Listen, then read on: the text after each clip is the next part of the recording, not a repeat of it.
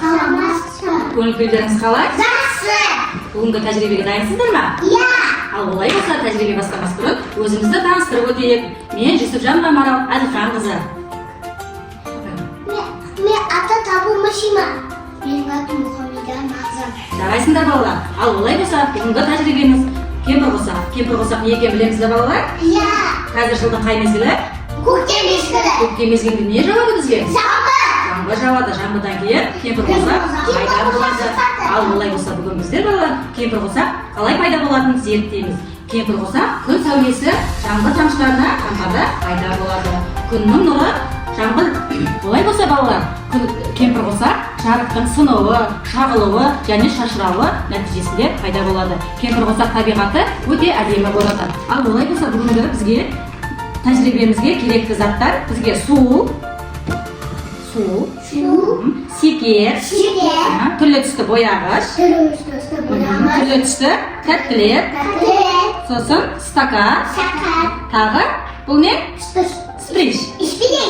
Ал олай болса, бүгінгі тәжірибемізді бастаймыз. Мағжан, мынаға біз бір қасық секер саламыз.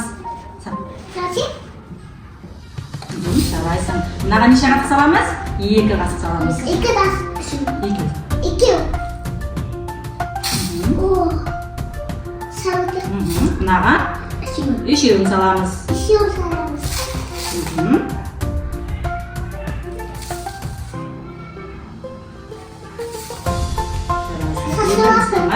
Сен мынаған 4 қасық саласың.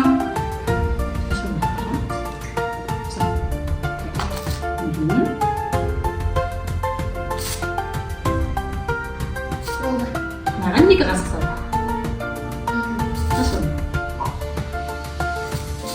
Мынаған 2 сал.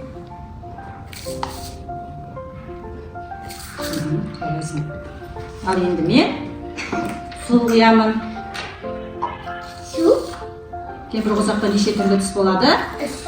7 түрлі түс болады. 7 түрлі түс болады.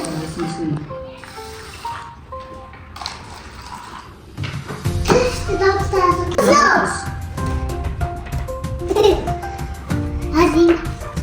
Мен осы апай қояш. Қызыл түс болды. Қызыл түс болды. Екінші. Қызғы сары түс алайық.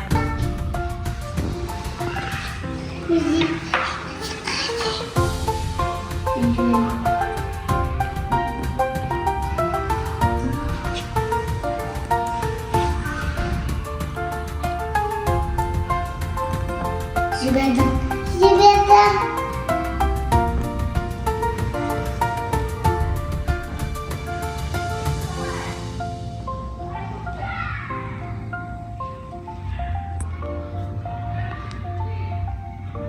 Апа жібердім.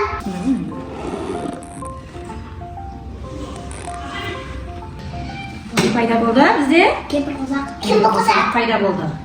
Бүгінгі сабағымыз ұнады ма балалар? Иә. Ал олай болса, сендермен қоштасамыз. Қош сау болыңыз. Сау болыңыз.